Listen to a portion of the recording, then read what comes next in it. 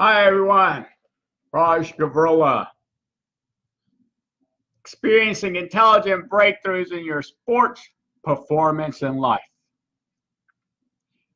You as an athlete or a coach, why and how do you create a breakthrough in an existing relationship with your teammates or with your coaches, with your athletes?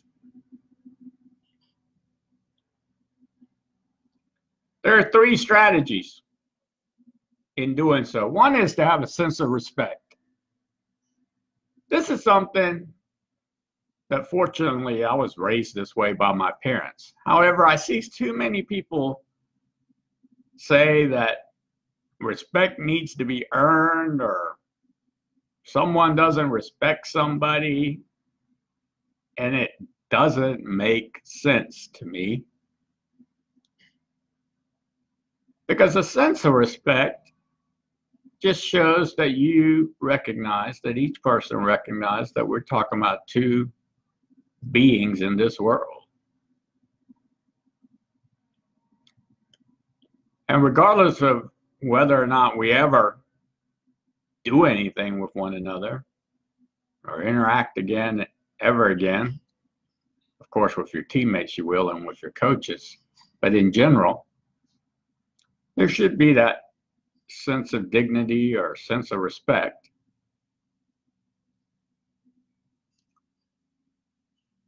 And so one of the things that we want to do in order to do that is we want to come in at their level, meet them where they are. We don't want to come in too high, we don't want to come in too low, but when we come in at their level, because life is very robust, athletics, sports is very robust, there's things that are happening. Life is such an amazing journey. It has such a adventure to it, and then it has its challenges.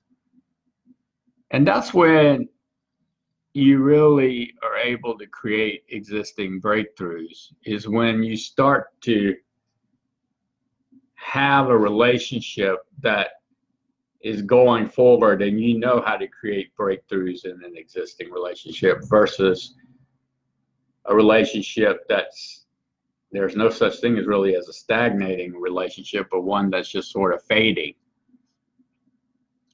And so you're wanting to, with your athletes, with your coaches, to think about ways to create breakthroughs in the existing relationship. So the first strategy was to have a sense of respect. The second one is to have self-respect. And what I mean by that is for you to ask, what is important for them to achieve? What is important for them to achieve? And as they start to talk with you and tell you about that and think about it, they might not have the full answer or the complete knowledge of that quite yet, or they're at a specific situation or stage, and for now that's what it is. But whatever they say, then you can determine whether you're a resource, a support, or you can refer them to someone to help. And that's it. This is not a time to criticize. Criticism doesn't work. Being educative works. Because that's all experiencing intelligent breakthrough, and a lot of times is simply the person doesn't have the skill or the knowledge simply because they have yet to learn that. And because so much is robust and there's so many things happening in your sports and your athleticisms and your relationships in your life, not everybody's going to have the same learning and knowledge. It's just not going to happen. We are talking about two distinct individuals. They could be the same type of athlete, the same type of coach, but you're talking about two distinct people. So they have different experiences, different backgrounds, different learning, different knowledge. And it's your ability and where their real value is on drawing that ability out of them. That's what's the most valuable, not a description of what's needed. That's a guideline, but the real value is in that, the distinctiveness of each individual. So then, after you have self-respect, right? And they might carry the dialogue with you, or it might be one of those things where you interact at another time again, and over time this happens. Whatever's medium of communication interaction is appropriate, and the frequency that's appropriate, that's perfectly great. Then the third strategy is, what you do is you have a common goal. Now, when I say a common goal, two people do not want to necessarily achieve or have something that's important for them to achieve that's exactly the same as the other. On the surface, it might look like it, but there's so much more to sports, being an athlete, being on a team, being coached, or being a coach, than the actual athletic part of the event. So much more.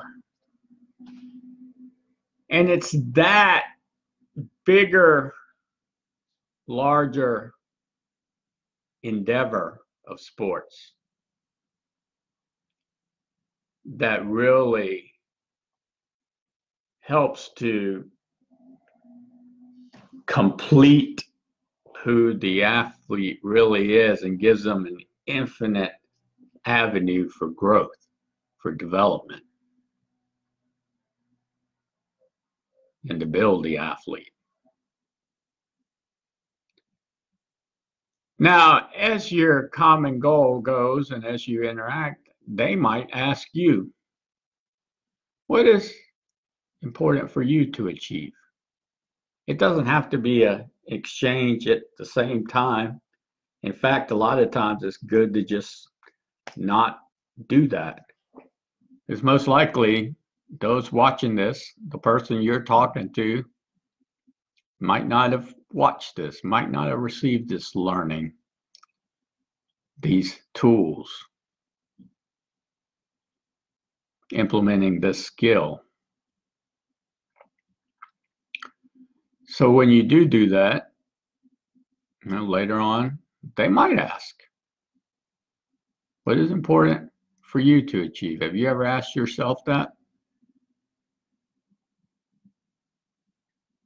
The zone effect for this week is, and you all know the way that I describe the zone, or what the zone is when you're creating a performance breakthrough or some type of performance improvement, or doing something a little better or a lot better, and time is not a deterring factor. Everything's in slow motion and it feels effortless.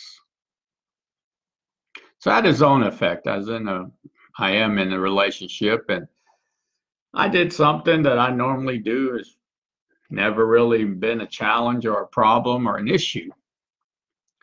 And for whatever reason, this person was out of character. He was in a negative mood and bad mood, and he basically did something out of character. And instead of criticizing him and saying, don't do that, or you're not supposed to do that, or I don't want you to do that, or don't you know better than that, or you know not to do, or all of those things, which I could have, but then that would have just created an altercation back and forth, right? However, what I said is this power phrase, and this create a breakthrough phrase in an existing relationship. We don't do that here. Now, I said it the right way, and depending upon the situation, you can say it the way it needs to be said, but I simply just said, we don't do that here. And you could see in his mindset that it made sense. And it was an educative way of resolving the conflict versus criticizing. I hope you have a meaningful trigger for this evening. I'm continuing to read the National Geographic issue about genius with Albert Einstein on the cover. I started reading it yesterday. Actually, I think I started a little before, just skimming through it. Pretty interesting. And I think it provided additional learning for me to apply. And that's a point I want to make, is practical listening to apply the learning, right? You listen to apply the learning. Not just listen, but you listen to apply the learning. Something here resonates with you, you can contact me at 864-569-2315 or email me at raj@rajgavrola.com. I do hope you're making and setting some new personal best records or experiencing the zone effect in your sports. And it's becoming and it's staying fun and enjoyable. And you're actually experiencing the thrill of winning practical fun.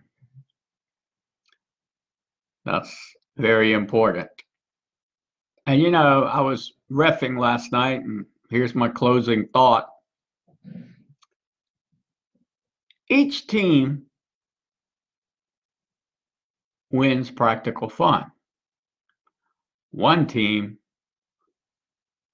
wins the best practical fun.